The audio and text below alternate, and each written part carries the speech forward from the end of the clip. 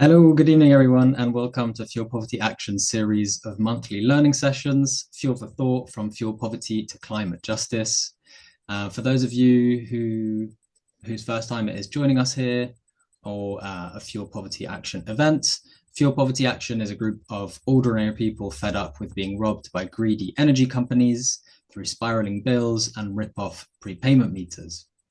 At Fuel Poverty Action, we campaign to protect people from fuel poverty.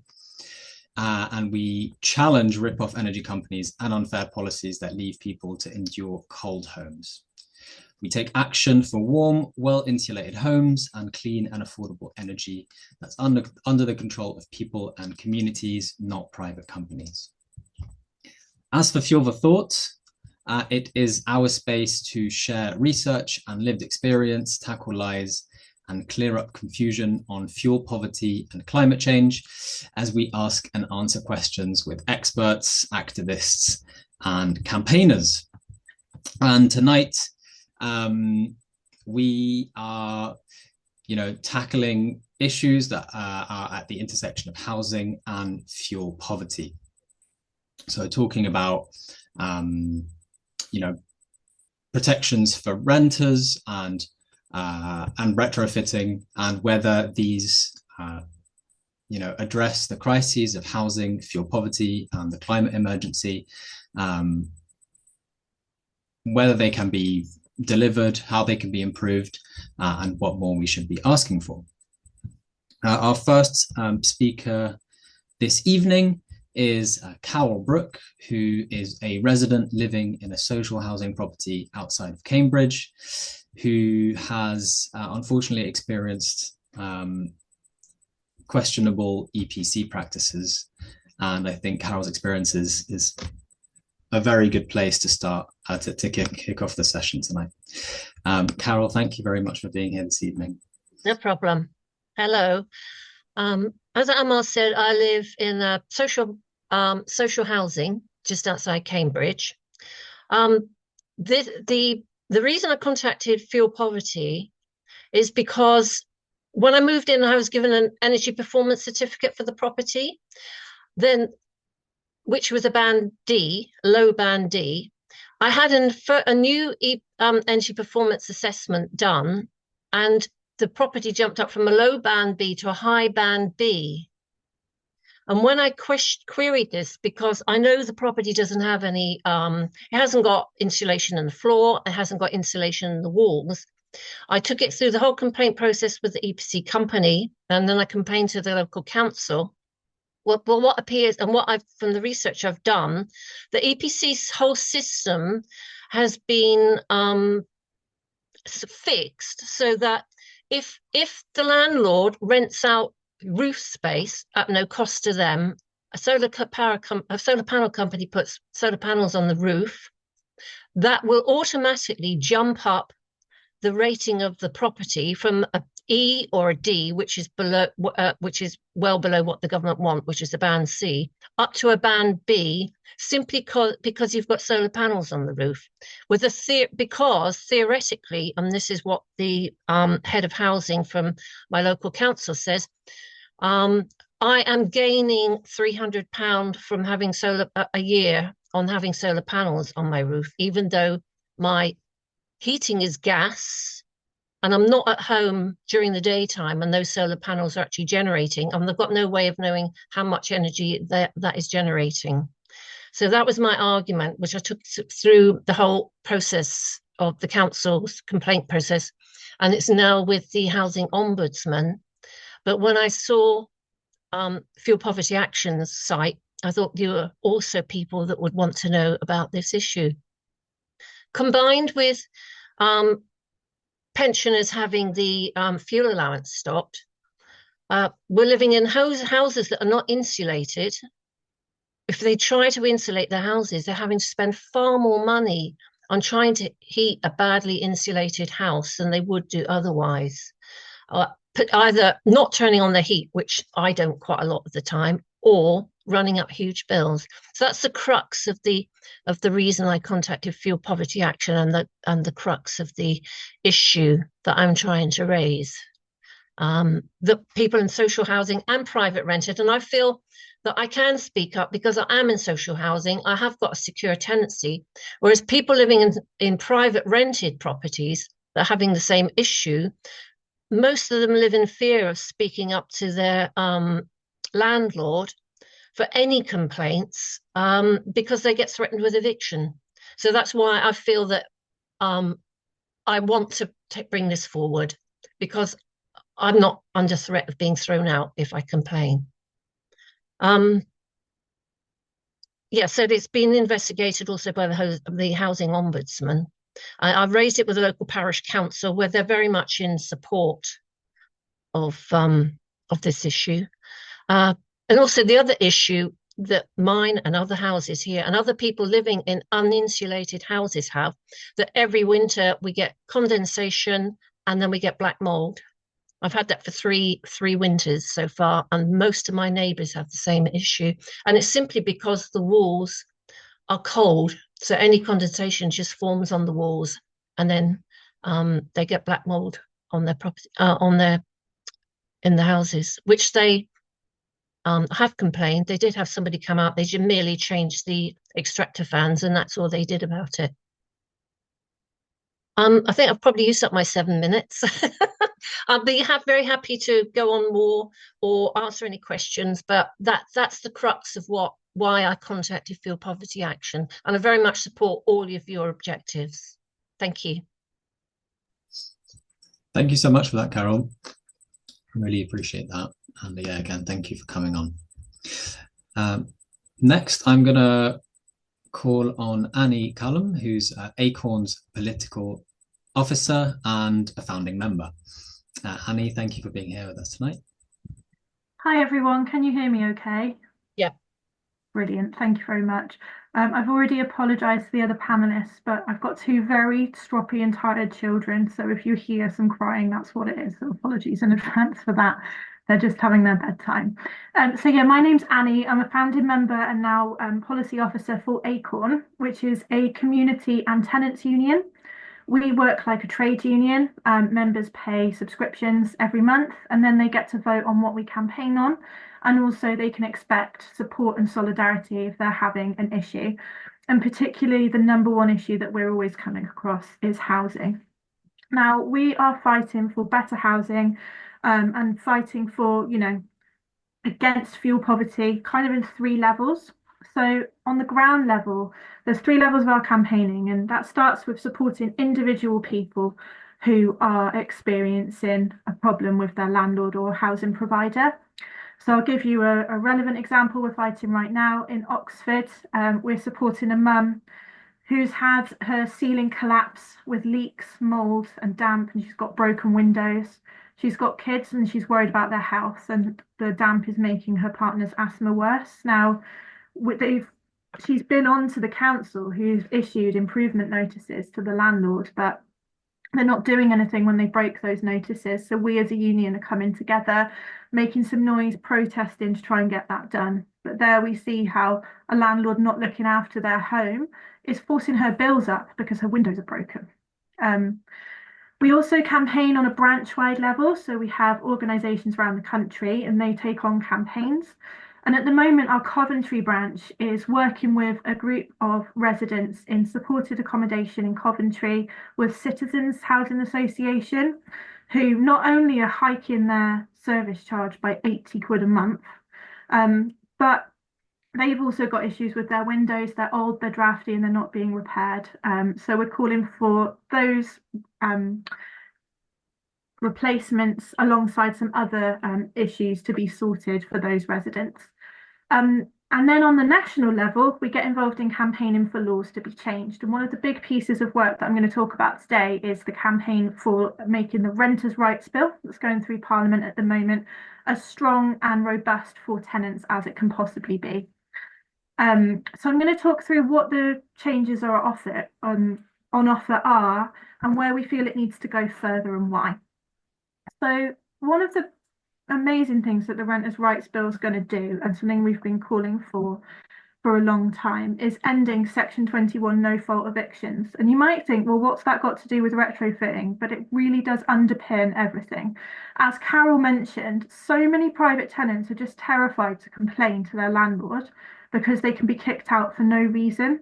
So getting rid of these arbitrary evictions is so important because it will empower tenants to actually stand up and dig their heels in to try and get the repairs or improvements that they need. And so we're really pleased to see that going through. And we've been campaigning to make sure that there aren't any loopholes that could be exploited by unscrupulous landlords to try and force people out by the back door. Some more kind of direct things that you might think about improving conditions or retrofit. They are introducing what's called the decent home standard to the private rented sector. Now, this is a legal standard, sort of minimums of how social homes need to meet. Currently, social homes are here of the legal minimum, private rented homes are here. So it's bringing that up to the same standard. And these will be things that local authorities will look for and can issue penalties against landlords if they don't meet them. So it's improving the minimum standards. And finally, they are going to introduce Awab's law to the private rented sector. Awab Ishak was a young boy who died because of negligence of his housing provider not taking complaints seriously. And it's going to introduce much stricter timescales for housing providers to react to complaints of damp and mold. And that's going to be extended to the private rented sector. So really it's about bringing up the standards for private renters to those that are equal to those of social housing tenants. So these are all things that are moving in the right direction. But in terms of what the bill doesn't do, is it really doesn't go far enough on affordability. So where it does improve standards, physical conditions and things that that the local authority can enforce on, and security of tenure, it does nothing to stop spiralling rents. And unless we do that, unless we stop landlords from being able to hike the rent whenever they want, there's always going to be that power imbalance between landlords and tenants. So we're calling for rent caps and rent controls to stop rents spiraling out of control, to stop people being forced out of their communities, but also to make sure tenants have that confidence to raise issues, to call for healthier homes and not be afraid to do that. Some other areas that we're looking at as well, we are really interested in the area of EPC fraud. So where Carol has seen a wrong EPC or an EPC be given unfairly, and points being allocated where it's not really affecting your bills. We're also seeing that some people are just being given the wrong EPC, and they're quite it's quite easy to manipulate an EPC. So let me give you an example. When the minimum energy standards came in 2018 that said you had to have at least an E to rent a home out, the amount of homes on the system that were registered as middle floor flats went up quite significantly. And that's because a middle floor flat will automatically get more points because you've got someone warming you below and someone warming you above.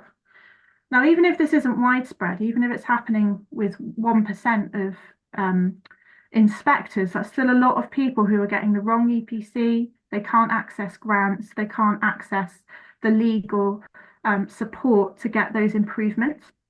And so we're calling for EPC auditing and inspections to be brought in-house rather than be run by private companies that are always going to be competing for business.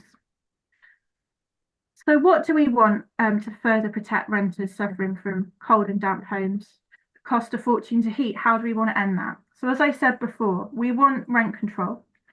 We want both caps on how much rent can rise within a tenancy, but also something that sets how high rent can be advertised for. And that way we can redress this power imbalance. But we also want things around Awab's law or the decent home standard to go further. It's great that these are being extended to private renters, but particularly with Awab's law, if a landlord doesn't comply with the timescales, then the tenant has the legal right to sue that landlord. But what tenant necessarily has the time and the energy to go to court? So the solution that we're calling for and we've put to the government is that if the timescales are missed, tenants should be able to withhold their rent until those things are fixed. And we think that gives a really good quick incentive to get that job done. We are also calling for barriers that were put up by the Conservative government to landlord licensing to be removed. So local councils can much more easily go and inspect their local homes and really see the conditions. So you don't have to wait for tenants to raise their voice to know there's a problem. They can go in and have a look and see what's going on. And then finally, what we also want to see is a pause on rent increases and evictions legally after a retrofit has taken place.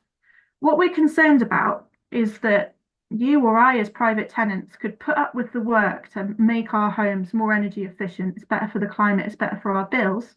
But then what if our landlord just sells it? And that might put tenants off complying with retrofit because they're worried about their security of tenure. So we want there to be a period of time where they can be secure in their homes and really feel the benefit of those improvements. I hope I haven't gone on too long. I'll leave it there from us. Thank you so much for that, Annie. I really appreciate you bringing all these demands to the session. Thanks for that. Next up, we have Sam Perry, who is the TUC's Green Bargaining Officer for the Yorkshire and Humber, and is going to be speaking a little bit more pointedly about retrofitting. Sam, thank you for being with us this evening. Thank you for having me. And thank you to the previous two speakers as well. Fascinating stuff.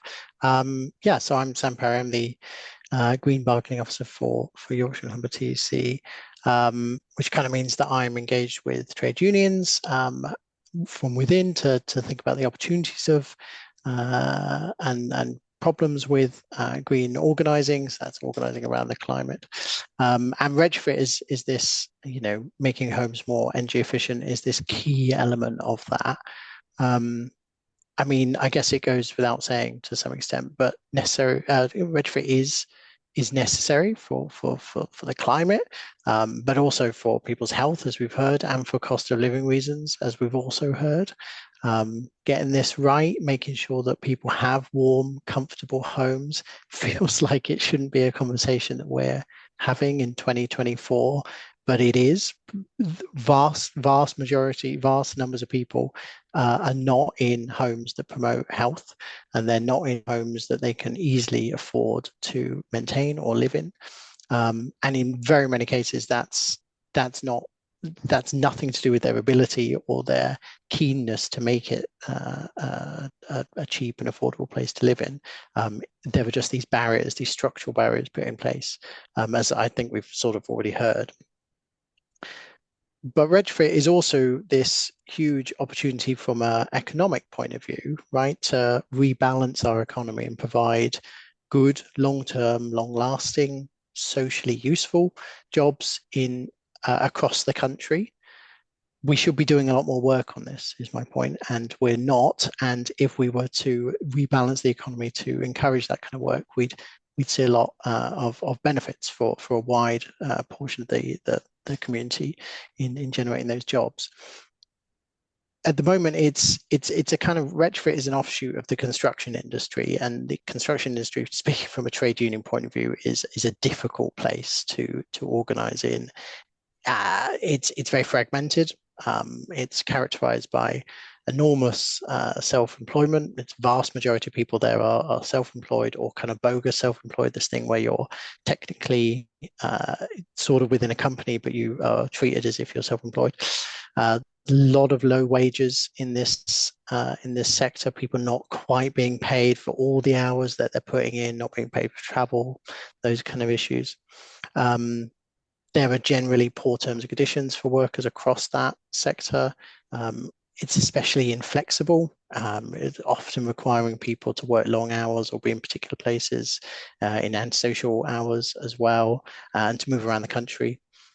It's unlike many other enormous sectors, it's sort of almost uniquely not open in its current structure to Black, Asian, and minority ethnic people and women. So we're targeting a tiny number of people really to benefit from any jobs that are in this sector.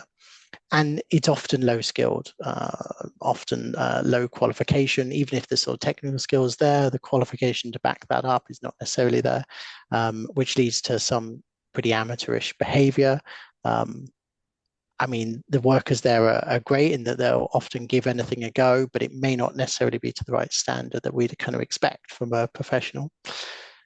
So that whole construction sector is pretty bad for workers, and you can sort of anticipate that it's necessarily therefore bad for consumers as well, for people who live in the houses that they're doing up and who have to pay for that work to happen and then often happen again to fix it.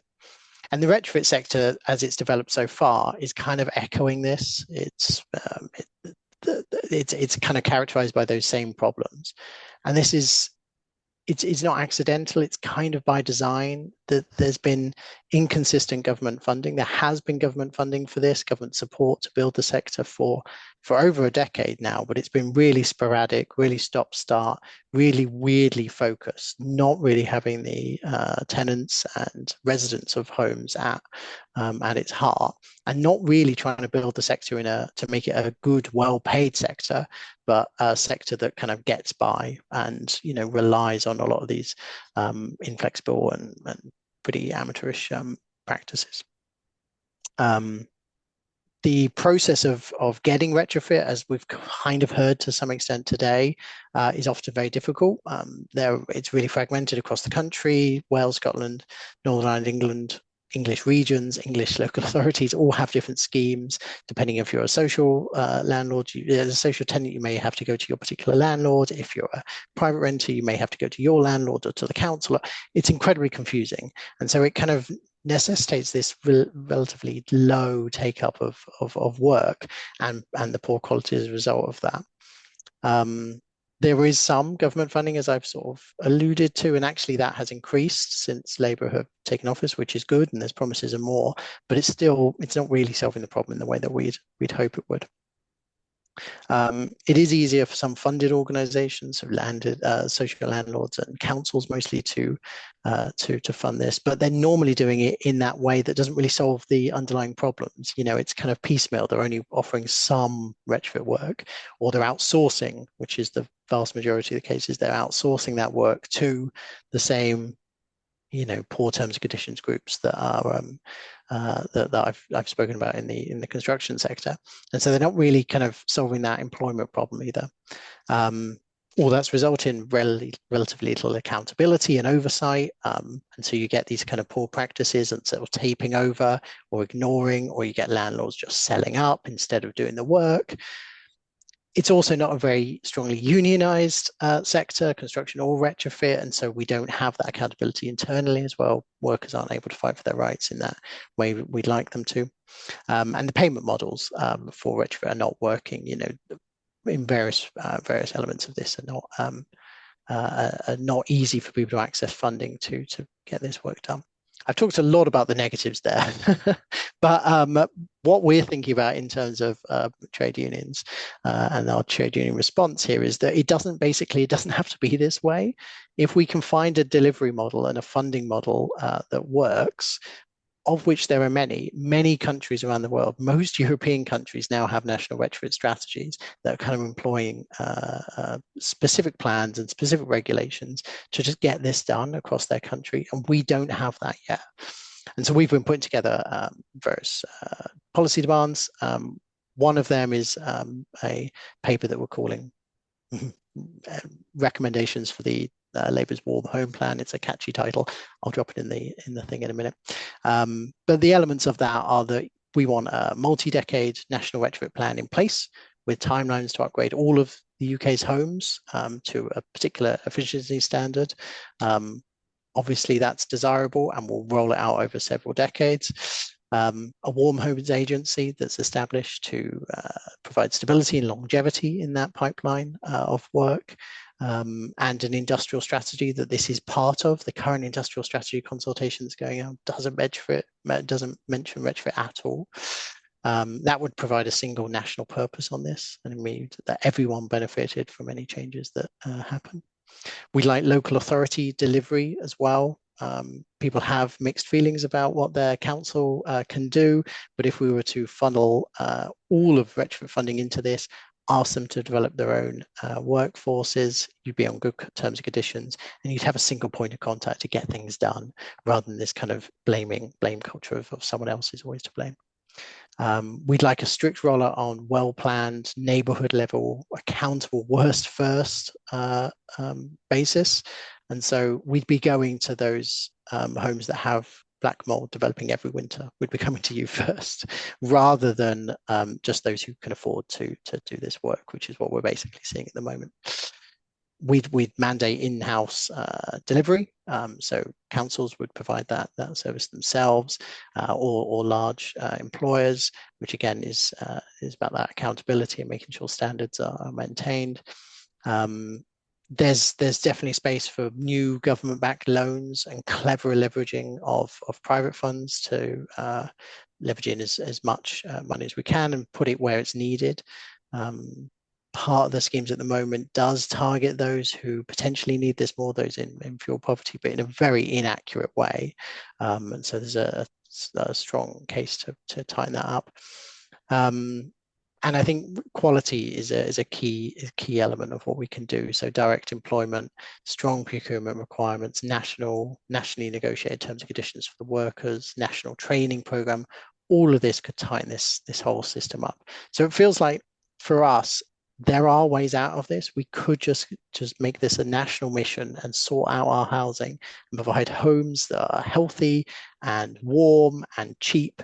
And we're choosing not to do it at this point. And that's very upsetting. I'm going to leave it there. Thank you so much for that, Sam. Again, loads of great demands there, loads of brilliant things to unpack. We were also supposed to hear from Suzanne Munner from SHAC, the Social Housing Action Campaign, who unfortunately couldn't be with us tonight, last minute. So we are swiftly gonna transition into the sort of second half of these sessions, which is where I turn over to everyone else, to our audience, our participants, for your reactions, reflections, if you have stories and questions.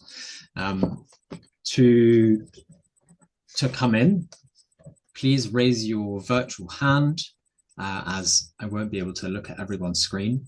And to do this, you can click on the three dots at the bottom right of your Zoom window, look for the reactions button and click raise hand. You're also welcome to type questions or comments in the chat, as I will be looking out for those. Thank you so much to all our speakers so far. Yeah, I look forward to hearing everyone's questions. I'm aware there was a lot of activity on the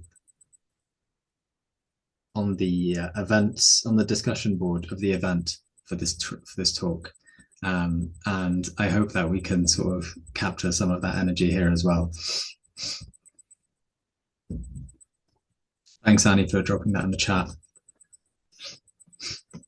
And yeah, also, oh, Sam, you also put yours in there, brilliant.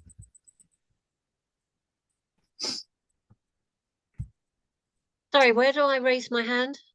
Oh, if you want to come in. Yeah, okay. I was going to say to Sam Perry, I'm a member of I don't know if he's heard of it, the Centre for Alternative Technology in Machynlleth in Wales. They are excellent for retrofitting. They've got the expertise and the excellence. They train architects, builders up to MSc level and beyond in all sorts of alternative retrofitting, alternative energy. They've been doing it since the 1970s. They give also training to councils. Their local government authority approved and funded to give zero carbon training to councils, to organisations throughout England, Wales and Scotland. But if you want people that have got the years of expertise and excellence in retrofit of all sorts of properties, because I've been to see them when I lived in Wales, retrofits, when I was doing a particular training course, and we looked at new builds, we looked at retrofits in terraced houses and all the different methods that they used. So they're people to contact if that's the expertise that you want to get hold of, and bring them in on that. Thank you. Shall I come? Yeah. Yeah, I have heard of them. I've worked with them a little actually. Yeah. They do some really great stuff, and I think it underlines that it's complicated stuff getting a home to be as efficient as it possibly can be, and there are some basic things that a lot of people can do if they're able to fund it, or if someone else is able to help them with that, or if they're in control of their own property. But to kind of, get this completely right, to get things up to what's called passive house level, where your house is essentially self-sustaining. Yeah. There are some great technologies and some great people who can do that. What's fascinating is that that's been the case for years, and yet we're not seeing that. We're not seeing that rolled out in the wider way. So there's often the technology is there, the will is there. Some pilot projects are fantastic. You go into some homes and it's incredible, but it's not rolled out across the whole country, and so it's that problem there that we're particularly concerned about. Yeah, thank you.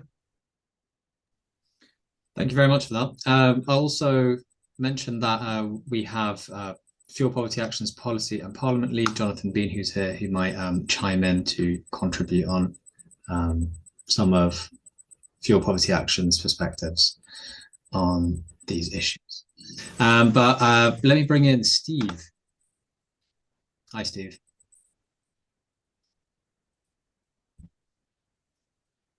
He's gone. That's better. Was muted. Sorry. I'm Steve. A lot of what Carol was saying is of interest to me. I managed part of history of my career. In the last 20 years, I was working for a residential developer in London, building thousands and thousands of apartments and houses and so on. So I'm very familiar with the building regulations and SAP calculations that go underneath and underpin EPC.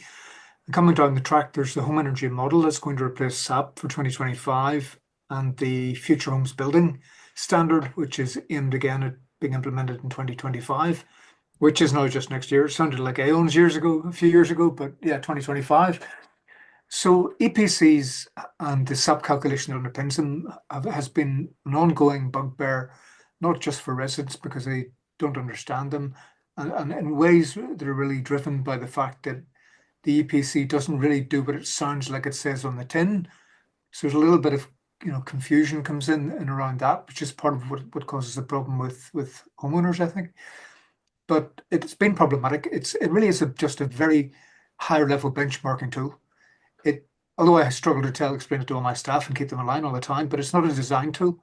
It isn't saying if you design a house and comply with this, it's going to be the best house in sliced bread, and it's going to be not overheating in the summer, albeit there's an overheating provision in there. And it's going to be warm enough to tick a box and say that if we get all these things right, we have a very high chance of a property being designed correctly and perform well. There are some costs in an EPC, which is also a source of confusion, as the costs are no way reflective of real energy use costs in real life. When people are 1 or 2 occupants or 4 occupants in a 2-bed flat or operating within a flat, the energy bills are not going to be the same. Every person you add adds a good chunk of energy consumption because of their domestic hot water load alone. Additional person showering every day, this sort of thing, that adds a lot of extra energy and so on. So it is very much a broad brush approach to giving a tick in the box that something complies with building regulations. The home energy model is supposed to move on beyond that and do modeling as it describes, to look more closely at the solar gains and so on within different flats to see whether they overheat or not, and also looking at what types of technology and also how we reflect them in. At times you've been able to, as a builder, implement a heat pump, but then the regulations and the SAP calculation wouldn't really be reflecting properly the gain in carbon emission reduction that's applied to that. And that then there's technologies have to be in a thing called Appendix Q. So you could get a new technology comes along, but because it's not registered in the government system, you can't actually use it in new build and things like that. So that's all is all very problematic and so on. And the things you're talking about with mold and damp and so on, you know, there are, and obviously your property has no insulation. Could you try again? Oh, sorry, I've got Siri trying to butt in here. You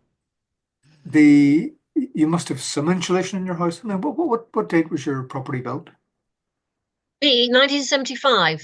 1975. Yeah, okay. That would be just brick, maybe double skin brick. Yeah, and unless It is, and I know there's nothing in there because Yeah. I've taken 3 bricks. I've had 3 bricks taken out the front, the side, and the back. And also when I did report the damp and they put in new extractor fans, he drilled through the wall to put the extractor fan in. And I said, can you take a photograph of this empty cavity, which he did. So I've got it photographic. So I know there's no insulation there. That'll be right. That's it. That's the reason for my question. It's far enough back that there was no insulation required in building regs at the time. So there's also no holes evident underneath the window. It's usually about 6 inches down, isn't it? Where if they do pump in cavity wall insulation, there's none of that there. Where they would have pumped it in. Yeah. So obviously what you have there then is the worst case scenario, because without trying to get too complicated about it, the function of damp and mold and so on really is a function of one thing, which is the amount of insulation in the wall, which prevents the wall inner surface from getting below the temperature. There's a temperature, it's a property of air called dew point temperature. Yeah. That dew point temperature of air in given conditions varies depending on how humid the air is, what percentage relative humidity, and what ordinary sort of room temperature is. Dry bulb we call it, but in engineering, but room temperature, just if you get a thermostat or thermometer and you measure the temperature of a room, that temperature, so it's 20 degrees, it's 22 degrees centigrade, whatever. So the hotter air is, the more moisture it holds. So basically, if you don't heat your house, either because your walls have low insulation and poor insulation, then that lower temperature air won't hold as much moisture. So when you go and have a shower or bath or do some washing or hang out washing to dry, and in the winter, of course, you get the double bubble here because you're trying to keep all the windows shut to prevent heat loss so that your flat or house doesn't cool down and you're not comfortable then. So it's kind of it's a double-edged sword, this, because everything is pulling against each other in that front. So you've got the temperature of the air in the room, you've got the temperature of the surfaces, and you've got the amount of moisture in the air in the rooms. So really what we've got to do is play tricks with all of those. So when I did heritage buildings like stately homes, I used to do heating, building services, electrical services, and situations like that. What they do is they control to 16 degrees, which, like the thing I posted on the chat, they suggest 18 degrees, but they do 16 degrees in heritage buildings. The heating comes on. If it gets colder than 16, the heating comes on. But the key to it is to stop things from falling apart by being too damp. What they do is they also control the heating on humidity. So as soon as the relative humidity goes below 50%, they also bring the heating on. So that is the aspect where their control system and their methodology is looking at the moisture content of the air and thus the likelihood of whether or not condensation starts forming on objects and walls and so on within a stately home. So that all applies to domestic property. So we have those different elements playing off against each other. So very quickly then, remedies to that are things like ventilate. I know you've got fans in, that's great, but in a way those fans are powerful enough. For example, if you fill the room full of steam when you have a shower and then you open the window, you don't open a window, you just open the door and all the steam comes into the rest of the property. That is increased moisture load, and that is where air at a given temperature, that additional moisture being created by boiling stuff or by drying clothes or by showering or baths and things or just running a sink and washing dishes, that's all a moisture load, increasing the moisture in the air.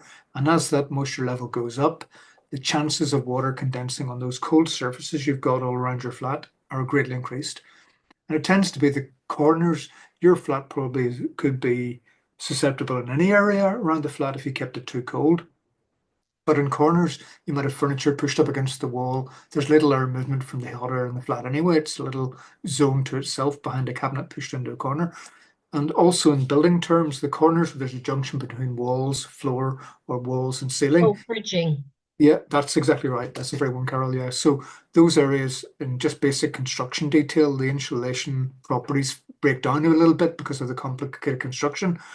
And that makes that area tends to be much more of a problem. So it might seem everybody wants to keep their flat warm. And I can see if people have got problems paying to heat the premises, their properties, heat their dwelling, they won't really think, kind of, it's counterintuitive to open the windows. So without getting too complex again, the benefit if the air is -1 degree outside, it's very saturated air.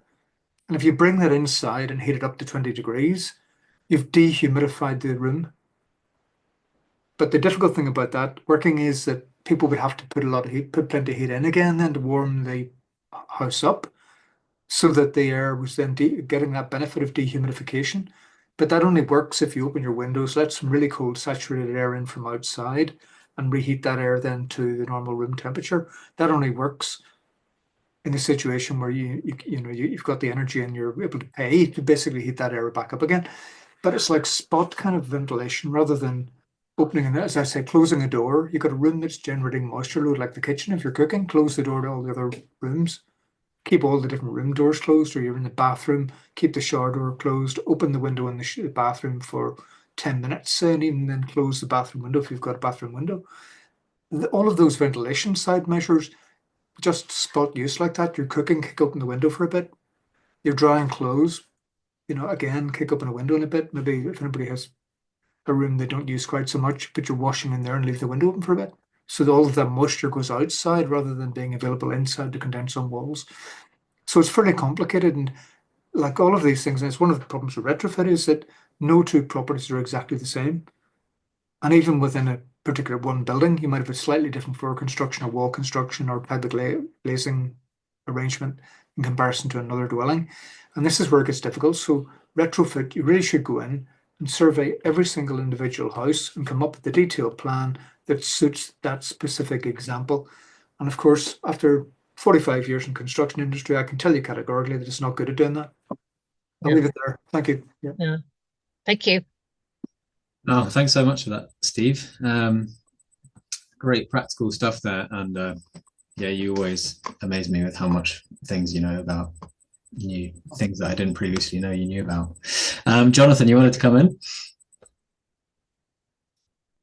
Yeah, thanks. I mean, there have been so many brilliant insights in terms of the problems and also some of the kind of demands, and then obviously some of the technical things that you need to happen. I was actually listening to Steve there, and that's the battle I have constantly. I mean, I live in a flat that's a constant battle on heating and humidity.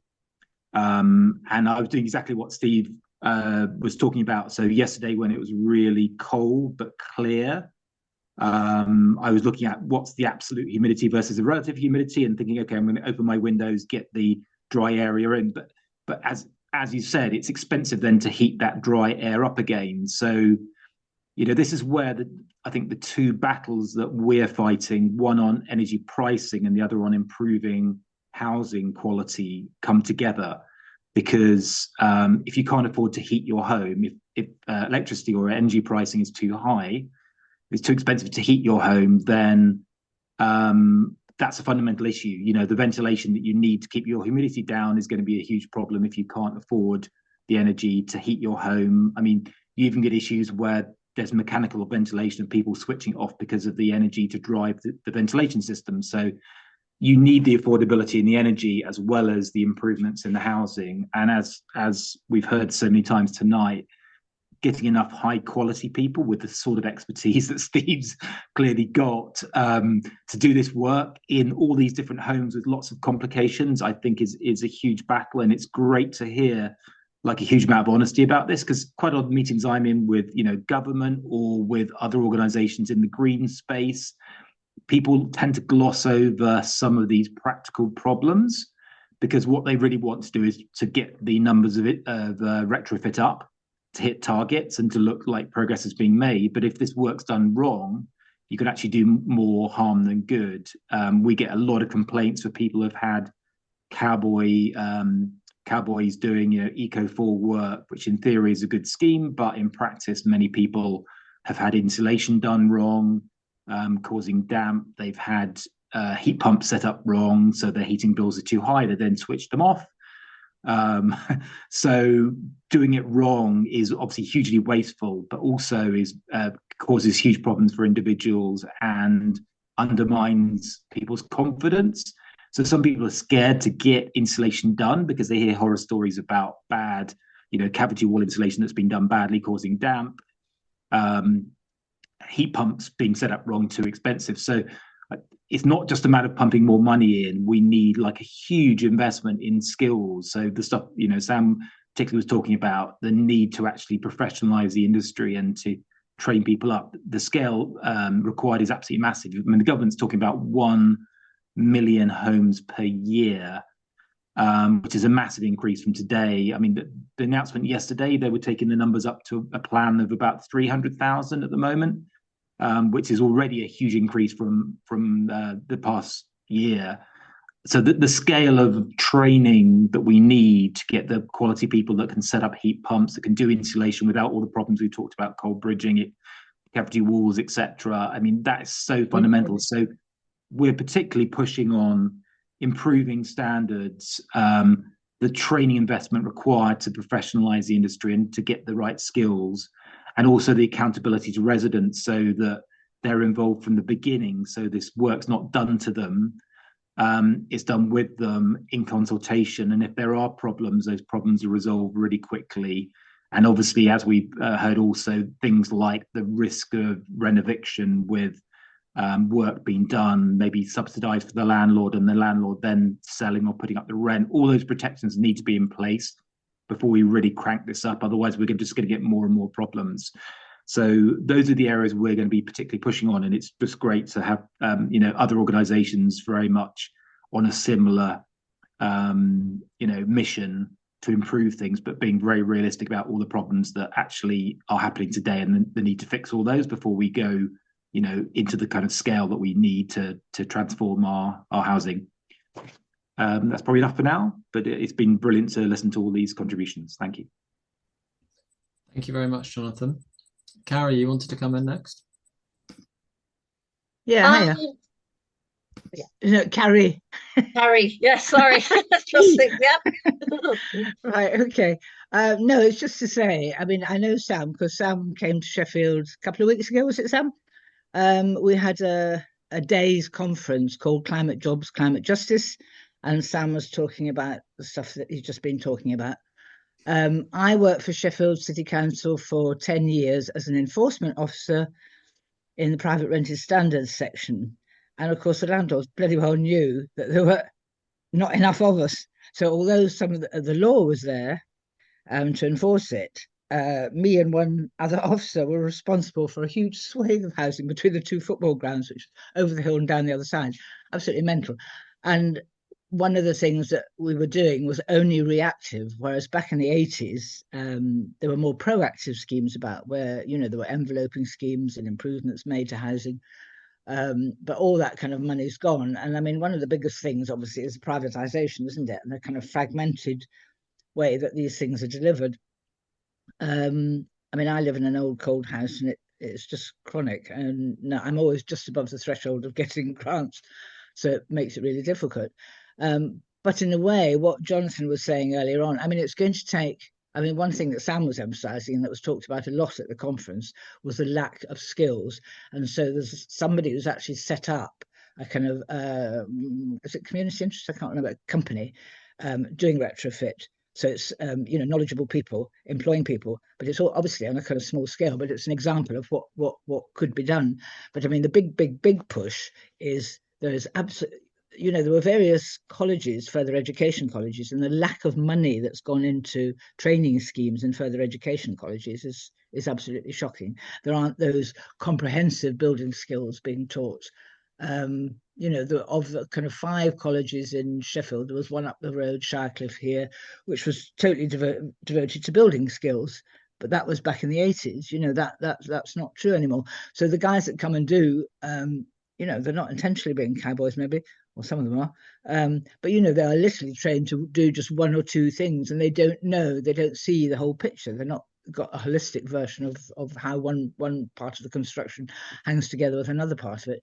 So I think, so, I mean, the big drive at the minute, which is fuel poverty, isn't it? Poverty, that is the one that you can absolutely bang on about, that can happen now in tackling the energy companies and the profits that they're making, at the same time as trying to get all the other things in place, because it's going to take time, isn't it, to get the skills up, to get the enforcement through.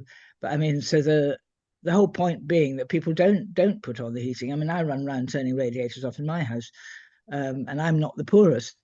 So I mean, the fuel poverty is the big focus at the minute, which everybody recognises, while the fight for that and the fight against the hiking of energy prices, at the same time as arguing for a comprehensive retrofit, a comprehensive upskilling, a comprehensive linking it to the climate crisis.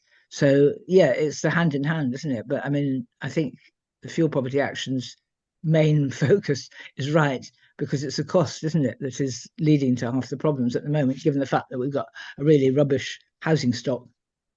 Cheers. Thank you very much for that, Carrie. I really appreciate everyone coming in to contribute so far. I'm wondering if Annie, do you have any responses, or Sam, from anything you've heard in the conversation so far? Yeah, thank you. I think what Carrie was saying about, you know, focusing on demand of bringing the costs down is really sensible. We need to design all these things and campaign for them, but at the end of the day, so much money is going into the pocket of big private companies, which actually could be going into planning for this transition. So I fully agree that we need to address that, and there's people who are really benefiting from this situation, and that's really perverse, and that's something that needs to stop. So the Energy for All manifesto is great, looking at things like social tariffs, but then looking at, you know, a national energy guarantee so that everyone gets a certain amount of energy guaranteed to them could be good, or even, you know, full nationalisation. But that is a very long-term place to get to. And I just wanted to say I agree completely with, you know, sometimes it does feel like people just want to show the stats of how many retrofits they've done. But if you don't look at a house with its own unique quirks, then you could end up making it, causing it problems in other ways. So I think it's really important to do that. And I think that we are going to have to do this to make sure everyone's warm, to make sure everyone can afford to live well. And I think it's something that if we do it well, we could be really proud of, and it could be a really great job. And I think people go to work. I know people who go to work who work in energy and stuff, and they don't like it because you know it's all the money's going to some billionaire's pocket, or it's killing the climate. And actually, those people could be involved in an amazing transition to making us all live incredibly healthy lives, because at the end of the day, your home is the foundation of a healthy life. It's where everything else comes from. And it's really exciting. I actually find it quite exciting if it can be got right. So that's more of a positive note. Like, I think we should see this as a like really beautiful opportunity, even though there's loads of barriers in the way. I think it's important to frame it in that way as well sometimes. Thank you very much for that. Yeah, we always need a little bit more hope, don't we? Yeah. Sam? Yeah, I think that's really important. Yeah, I mean, this is it. We could solve so many problems if we just got this one thing right. We spend so much of our times in our homes, especially since COVID, with so many people working from home as well. People will spend so much of their time in their homes, and their health and their, you know, livelihoods, that you know, how they appreciate their lives is so dependent on whether that's comfortable and promotes health. And so it's so important to get this right. And I think we've sort of talked about it a few times. I mean, Steve talked about the kind of complexities of getting this right in a particular house. I live in a horrible old 120-year-old house that's impossible to heat, but also impossible to dry out. It's just always cold and wet. And we sort of go through this and cycle around, and it's an enormous amount of effort um, to get that right. And I mean, I'm lucky in that I own it, and so if we are in a position to make changes, we can just make those, and that's just not the case for millions of people around the country. There are these barriers put in place all the time, or they won't know that information, or I mean, this is my area, and so I know how to kind of manage it. But it's a big learning curve to kind of be able to do that. And so there are so many structural issues in place to prevent people living happy, healthy lives in their homes, even if they sort of technically could do it with a bit more whatever, if they're a bit more regiment in how they open windows and when they turn on particular radiators and things. But I think it speaks to that. It speaks to that construction, the construction skills piece as well. I live in York, and nearby we've got Leeds College of Building, which is a fantastic college. It does really good stuff, and I think it's really pushing on this and really trying to get retrofit happening as much as possible. But it is interesting that you still take courses which can completely avoid retrofit. So their interior decorating course talks a lot about like how you do flock wall, which no one is wanting anymore. But it won't talk about whether you knock something through and if there's pipes behind that, and where you reapply insulation and what order you would have to do to these things to prevent cold bridging and things, which is all sort of super important information. But they're sort of teaching olden days skills to these professions. So we're getting really good painter decorators or whatever out of this college, but they're not actually equipped to deal with a house. The vast majority of houses that have had bits of work done, or don't comply with the archetype that's assumed of them. And I think that really task oriented, really specific training is, I mean, it's a uniquely British problem. We other countries don't necessarily do this. They do teach in a more holistic way. So it's a big problem for us to overcome. We've got individual colleges doing some great stuff here, but it's not universalized and it's not incentivized from government, which is a real problem. But even if we were to change that overnight, we've got 20, 30, 40 years of professionals that were trained yesterday or the year before or the year before that who are still going to be doing what they do. And so there needs to be a way for them to be upskilled. And the fragmented nature of the industry, that it's self-employed people, means that they can't take time off to upskill. They've got enough work that they can get by with. So we're not really incentivizing that way to allow them to continue that professional development and make sure that the work they're doing is the best it can possibly do and takes account of all that kind of modern way of thinking. So there does need to be a national mission here that just sorts this out, that recognizes that we need to be able to be enabled to live in healthy and warm and affordable homes. And I don't think that's unreasonable to request from government and from others to make that happen. I'll leave it there. Thanks for that, Sam. Steve, you want to come back in?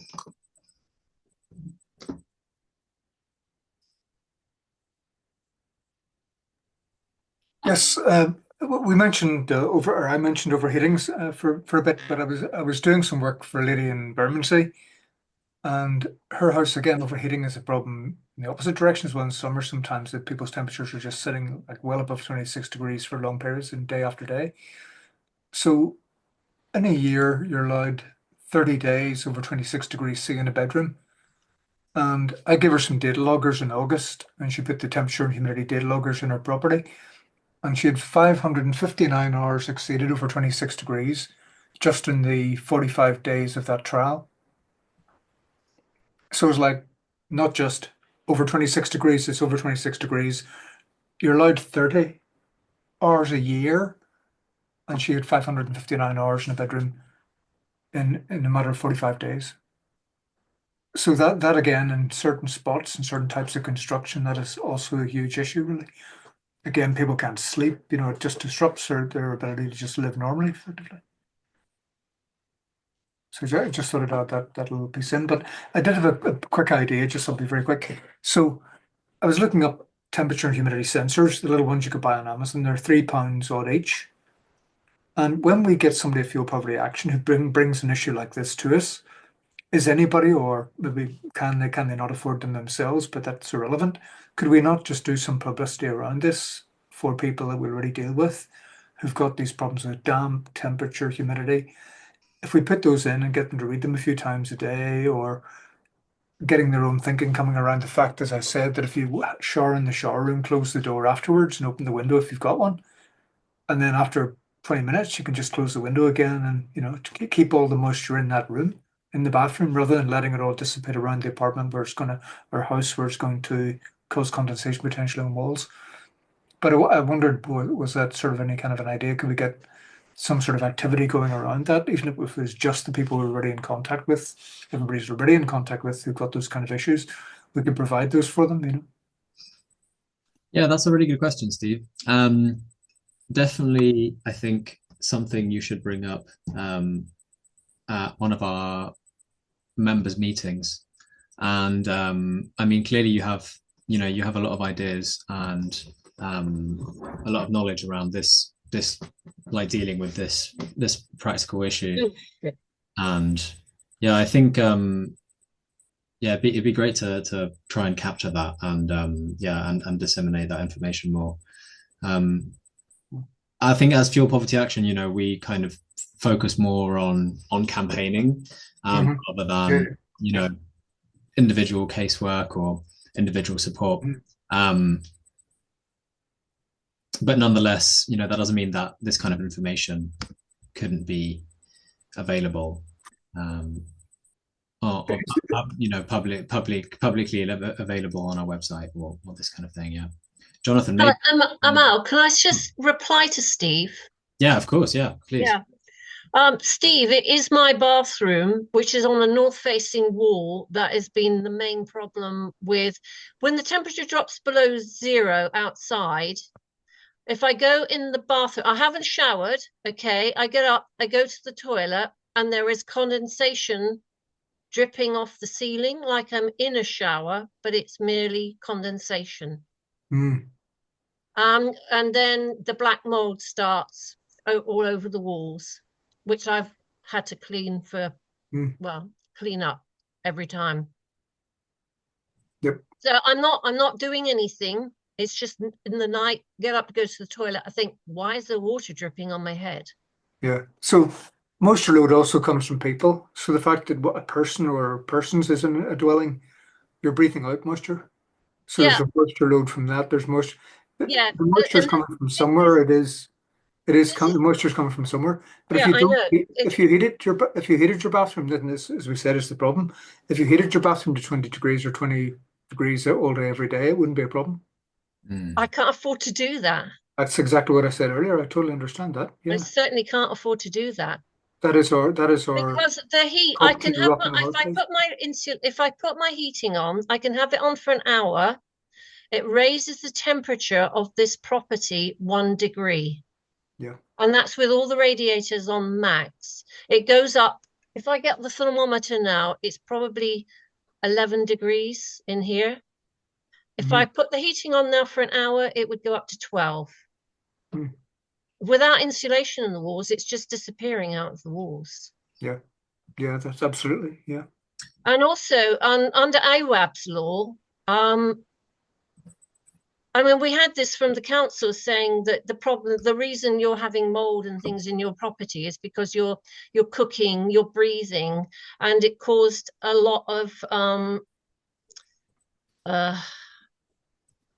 response from my neighbours. Say, well, what do they want? Do they just want us to stop breathing? Yeah.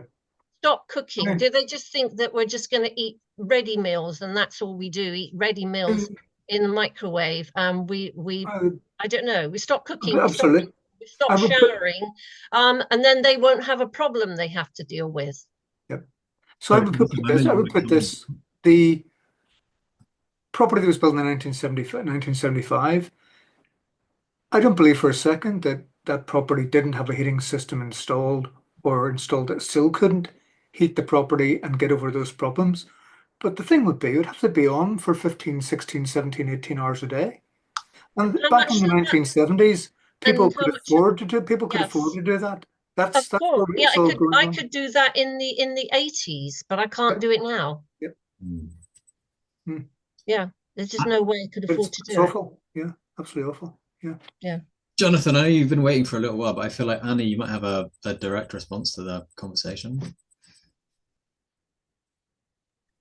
That's very kind. I guess my point was that this is why it's really important that we organise, whether that's through your trade union, or whether that's through your community union, or whether that's through fuel poverty action. Like, these changes are not going to happen unless we make it an absolute headache for people who can make the decisions to do that. And we are doing that and winning that for tenants and for blocks all across the country all the time. But we need to scale that up to win it against national government. So, for example, last year in Bristol, we had I think it was like a 1970s block of flats, really damp. We managed to organise the block, and the tenants won £18 million in repairs. And they did that through protest, through coming together, through solidarity. That would not have happened off the own back of the council. They're not going to wake up one day and think, hey, this is a good idea. We need to fight for it. We need to demand it. And what we're doing at the moment is the laws that we're trying to get as Acorn really are just trying to make it easier for tenants to put their foot down, if that makes sense. But we are still going to have to put our foot down. And that was the point that I wanted to make, that I think it really sucks. And it's great that we're having conversations like this, and we need to carry on, and we need to communalise, and we need to organise if we're going to get any of this. Thanks, Annie. Thanks. And your demand to, that tenants should be able to withhold rent is actually, I think, quite powerful. Jonathan, you wanted to come in?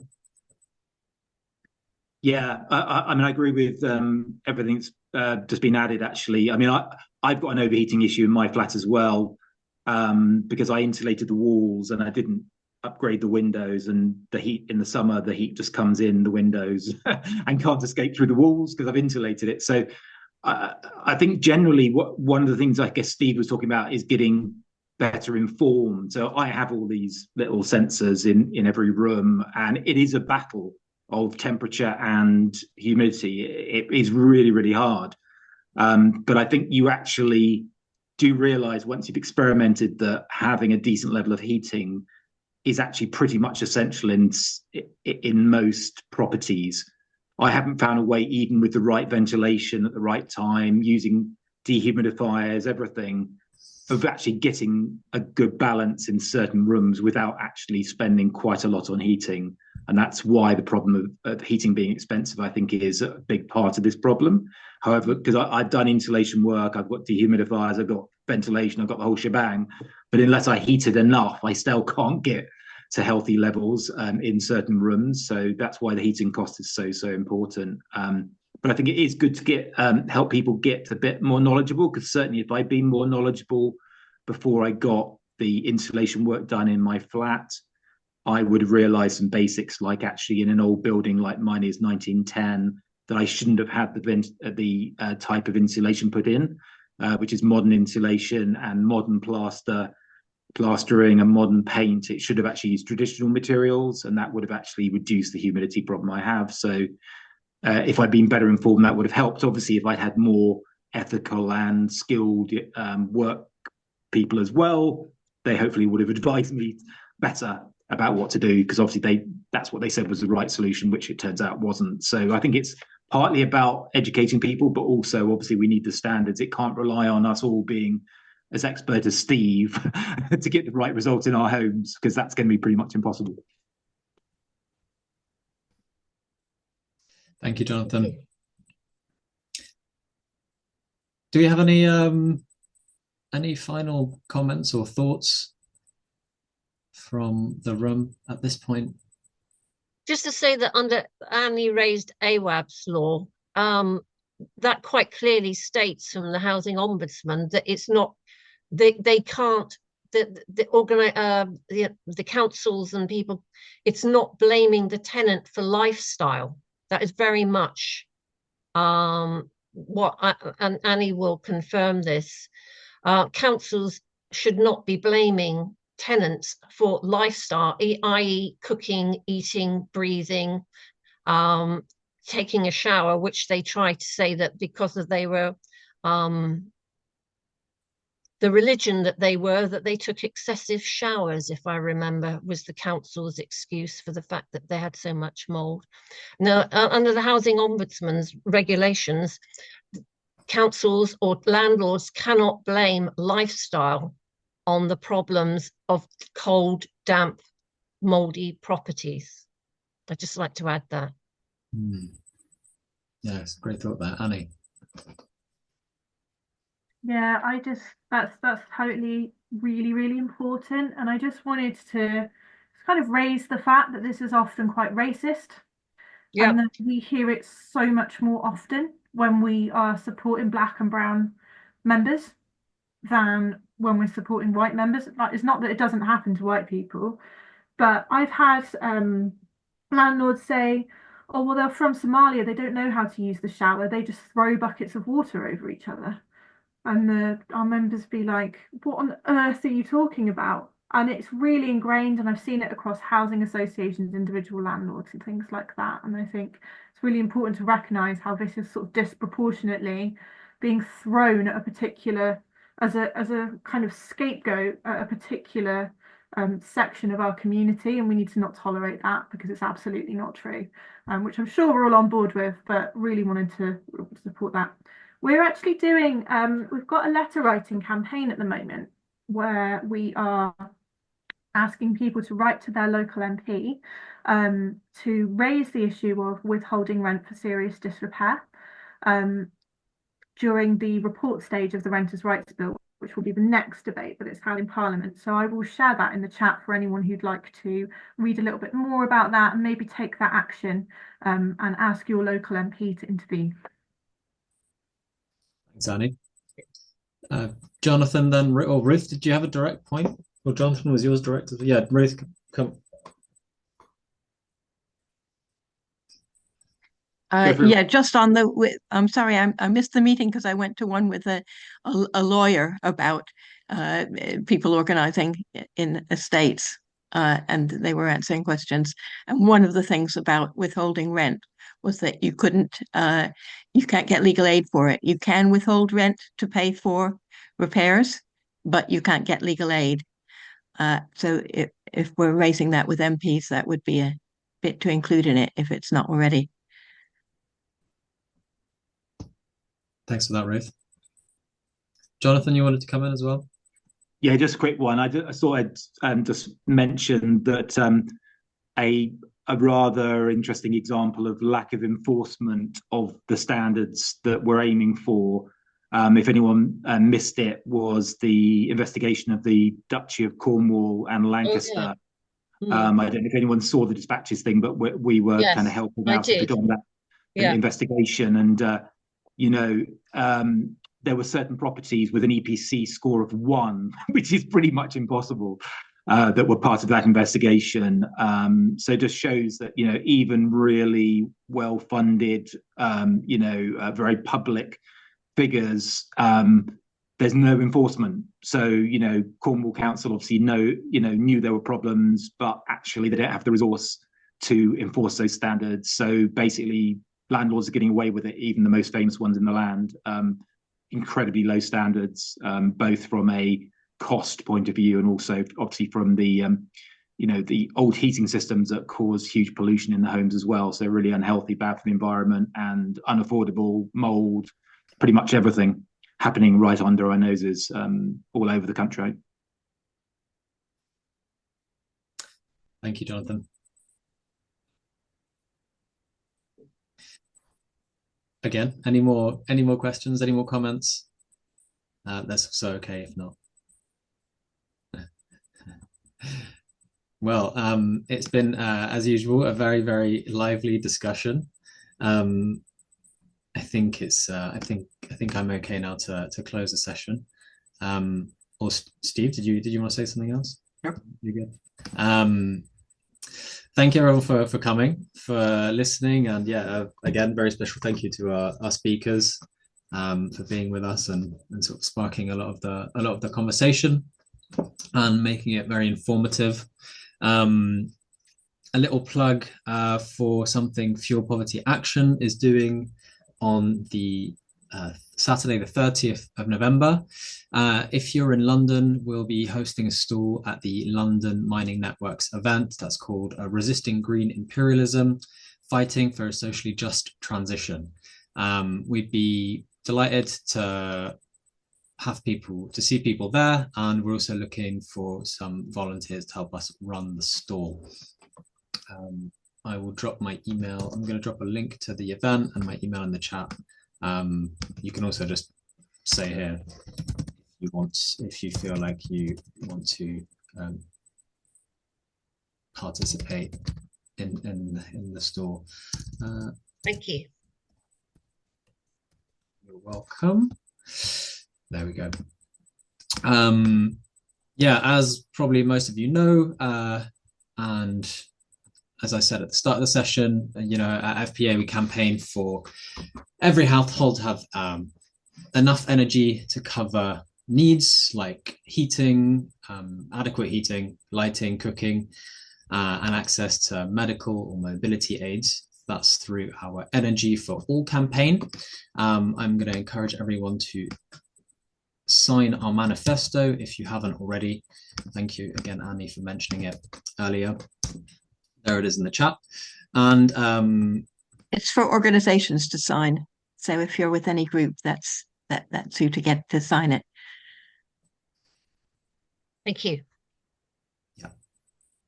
There's also if you go to that website, there's a few options for different actions people to take on the Energy for All manifesto, and including for organizations to sign up. And I'd also be very grateful if people filled in this little Google form to let us know how the session was. And okay. That's all for me. It'd be lovely if everyone unmuted themselves, switch on their camera very briefly just to say good evening and give us a wave. And well, I certainly wish everyone a very good dinner if you haven't had it already. Thank you, everyone. Yep. Lovely to see everybody. Thank you. And you. Thank you very much. Lovely to hear from Thank you all. you. Bye. Bye. Okay. Thanks.